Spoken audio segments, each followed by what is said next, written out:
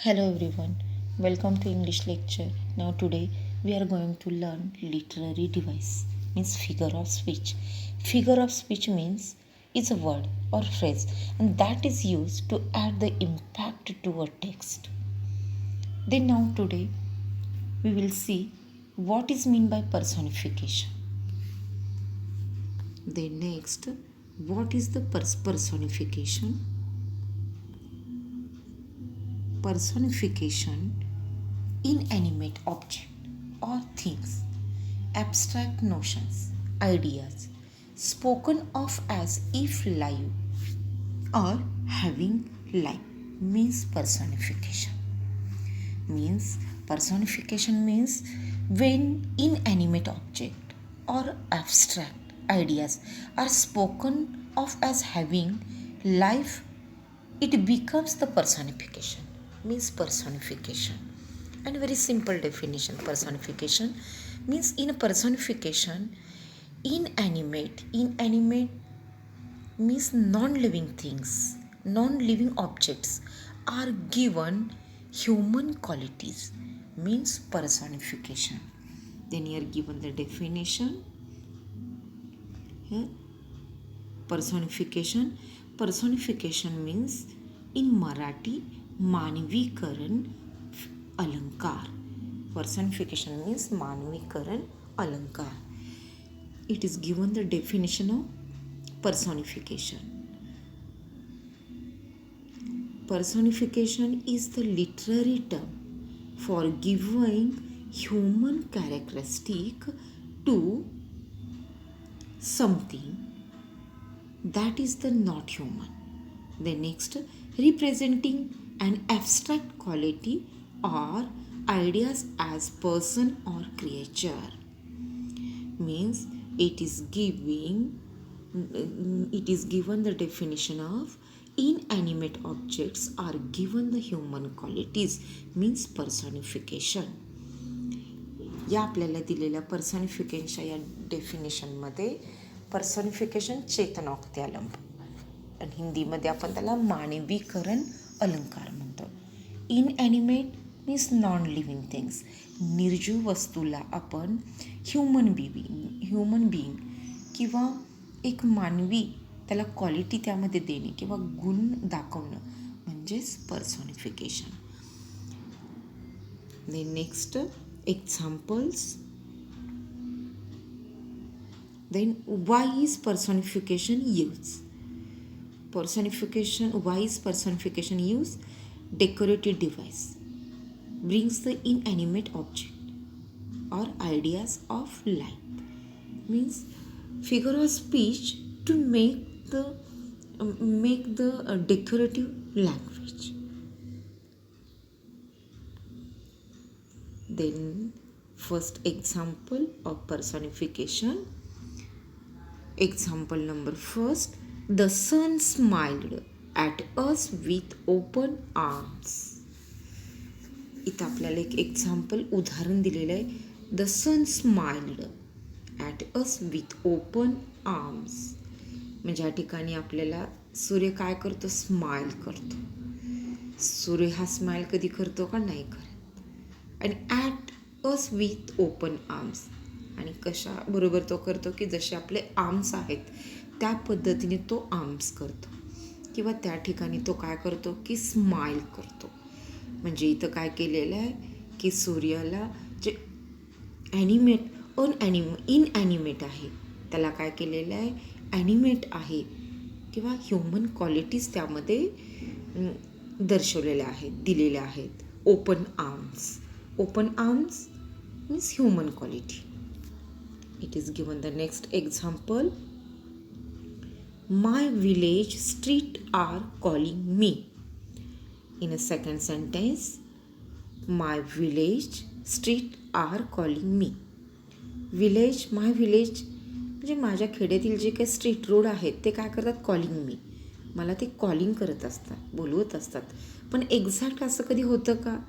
हे रोड, हे स्ट्रीट कधी कॉलिंग करतात का? नाही आहे. कॉलिंग कोण करतं? की आपण बिटवीन टू पीपल आपण काय करतो? एकमेकाला बोलवतो किंवा बोलत असतो म्हणजे कॉलिंग करतो. पण इथं काय केलेलं आहे, स्ट्रीट काय आहे, नॉन लिव्हिंग थिंग आहे. आणि त्याला काय केलं आहे की ह्युमन आहे, म्हणजे कॉलिंग मी, म्हणजे ह्युमन बिईंगमध्ये किंवा ह्युमन क्वालिटीजमध्ये जे काय होत असतं ते ह्या ठिकाणी दाखवलेलं आहे. My village streets are calling मी.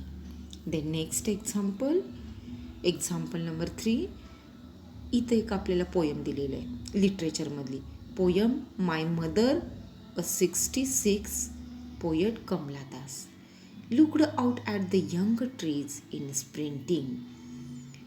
इथं जे एक्झाम्पल काय दिलेलं आहे, जे ट्रीज आहेत, ट्रीज हे नॉन लिव्हिंग इनॲनिमेट आहेत, हे काय आहे, स्प्रिंटिंग. कसं बघतात ते, looked out at a young trees sprinting. म्हणजे ते काय करतात की यामध्ये जसं यंग ह्युमन आहे त्या पद्धतीनं किंवा त्या पद्धतीनं काय करतात इथं, तर ट्री स्प्रिंटिंग करतात. Next example poem two sunflowers move in the yellow room. Poet आहेत विल्यम ब्लेक. त्यांच्या ह्या पोयममधलं हे सेंटेन्स दिलेलं आहे, William, we wore a very of weather set the sunflowers shining with dew. William Blake काय म्हणतात की इथं या विल्यम ब्लेक यांच्या पोयममध्ये the very of weather, wear केलेल्या वेदरचं, आणि काय म्हणतात ते काय सांग, set the sunflowers shining with dew. इथं आपण set the sunflower non living आहे, आपण सनफ्लावरशी कधी आपण कम्युनिकेशन करतो का नाही आहे, त्याच्याशी आपण बोलतो का नाही आहे, पण इथं काय दाखवले की सेट द सनफ्लावर्स काय, कशावर, शायनिंग विथ ड्यू. त्याचे जे ड्यू आहेत, दवबिंदू आहेत, ते शायनिंग करत काय आहे की त्याला आपल्याला ते दिसलं जातं किंवा बोलतात किंवा सांगतात, हे आपल्याला या ठिकाणी भासत आहे किंवा दाखवलं गेलं आहे. म्हणून त्याला आपण काय म्हटलं, पर्सनिफिकेशन फिगर ऑफ स्पीच. त्यानंतर आपल्याला आणखी एक्झाम्पल दिलेले आहेत. यामध्ये jealousy is green eyed monster. Jealousy आपण काय म्हणतो, द्वेष, मत्सर, ह्याला आपण जेलसी काय आहे, इट इज अ इमोशन. आणि कशासारखी आहे, jealousy is a green eyed monster. जसा हिरव्या रंगाचा मॉन्स्टर राक्षस आहे त्याप्रमाणे काय आहे, जेलसी आहे. म्हणजे इथं काय केलेलं आहे, ग्रीन आयड हे ह्युमन बिईंगची जी क्वालिटी आहे, किंवा ग्रीन आयड आपण म्हणतो, किंवा रेड आयड म्हणले की आपण काय म्हणतो की इथं रेड आयड मॉन्स्टर.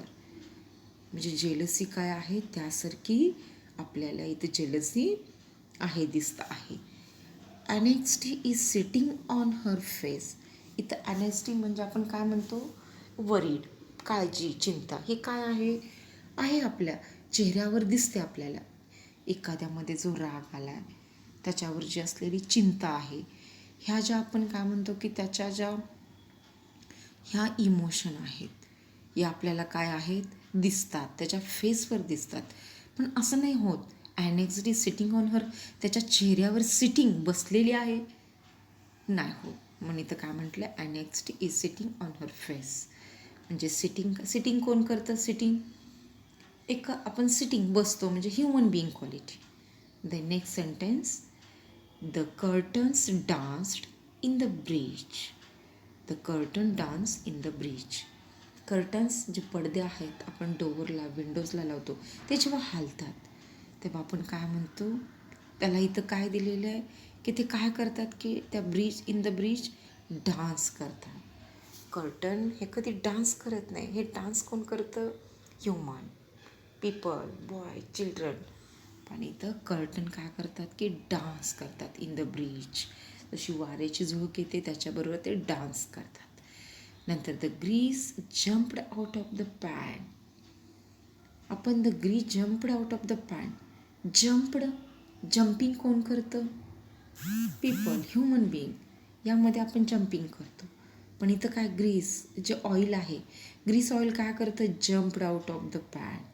म्हणजे त्याला काय इथं केलेलं आहे, ह्युमन क्वालिटी इनॲनिमेट आहे, त्याला इनॲनिमेट वस्तूला आपण ॲनिमेट आहे असं दाखवतो, तेव्हा त्या फिगर ऑफ स्पीचला पर्सॉनिफिकेशन आपण अलंकार किंवा फिगर ऑफ स्पीच म्हणतो.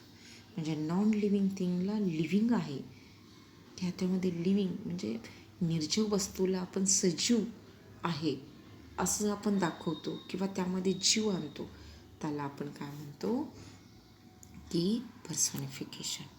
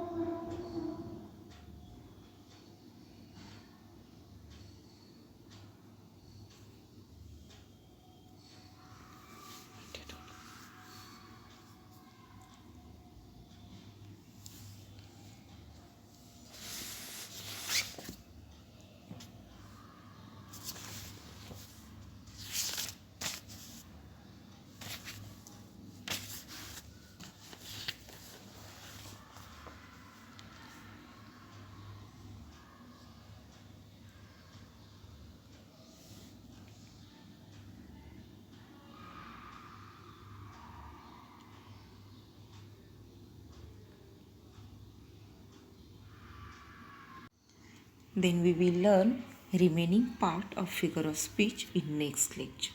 Thank you.